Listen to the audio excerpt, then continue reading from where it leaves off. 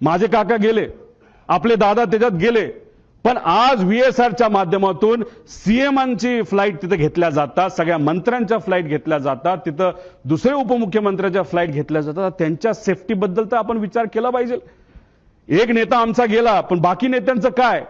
मग ह्या व्हीएसआरला अजूनपर्यंत का परवानगी दिली जाते? त्यांचा एवढा होल्ड की अजितदादांचा ऍक्सिडेंट होऊन सुद्धा त्यांना तिथं थांबवलं जात नाही. ईएसए सारख्या मोठ्या एजन्सीली त्यांचा रद्द परवाना करून सुद्धा त्यांना तिथं परवानगी दिली जाते. तर एवढं फेवर व्हीएसआरला का केलं जातं असं आमचं मत आहे. मग आम्ही काय केलं, एक्स पायलट, जे पायलट व्हीएसआर कंपनीमध्ये काम करत होते, जे इंजिनियर व्हीएसआर कंपनीमध्ये काम करत होते, डीजीसीएचे एक्स अधिकारी जे व्हीएसआरला ओळखून होते, या सर्व लोकांची चर्चा केल्यानंतर तुमच्यातले काही अभ्यासू आणि रिसर्च करणारे पत्रकार सुद्धा अशा लोकांना भेटल्यानंतर ह्या गोष्टी समोर आल्या. फ्लाईट ड्युटी टाइम लिमिटेशन 12 तास गॅप लागतो. जर मी पायलट असेल आणि मी जर उडवलं असेल तर 12 तासानंतरच फ्लाईट उडू शकतो. पण ही कंपनी व्हीएसआर कंपनी हे जे रिपोर्ट असतात एफडीटीएल हे मॅन्युपुलेट करतात. म्हणजे फक्त आकड्याचा खेळ त्या ठिकाणी केला जातो आणि 6 तासापूर्वी सुद्धा जर एखादा पायलट आला असेल तर त्याचा कदाचित इन्सेंटिव्ह दिलं जातं, नाही तर तुला नोकरीवरनं काढतो असं सांगितलं जातं आणि लगेचच त्याला तिथं विमानात बसवलं जातं. त्यानंतर कॉकपिट व्हॉइस रेकॉर्डिंग, म्हणजे एक असतो ब्लॅक बॉक्स.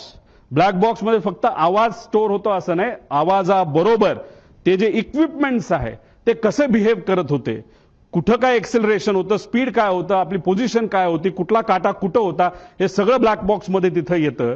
पण नॉर्मली जर आपल्याला कॉकपिट व्हॉइस रेकॉर्डर हे साधे रेकॉर्डर असतात, त्यात कॉकपिटमध्ये काय झालं, संभाषण काय झालं याची माहिती आपल्याला देता येते. व्हीएसआर मध्ये कॉकपिट व्हॉइस रेकॉर्डर सिस्टम हे बंद ठेवलं जातं. त्यानंतर चेकलिस्ट टेकलॉग हा मेंटेन नीट केला जात नाही, नाही तर मॅन्युपुलेट केला जातो. स्टँडर्ड ऑपरेटिंग प्रोसिजर एसओपी त्यांचं कुठेही नाही.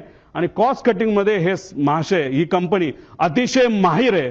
त्याच्यामध्ये मेंटेनन्स मध्ये कमतरता दाखवणं, नाही तर कुठलंही विमान, नाही तर हेलिकॉप्टर घ्या, ते हेलिकॉप्टर जर आपल्याला उडवायचं असेल तर त्याच्यामध्ये तास दिले जातात.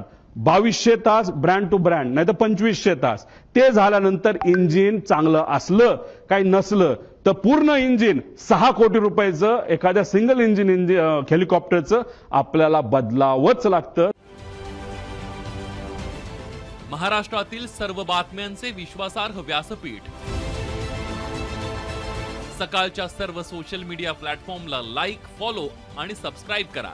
तसंच सर्व नोटिफिकेशनसाठी बेल आयकॉन प्रेस करायला विसरू नका.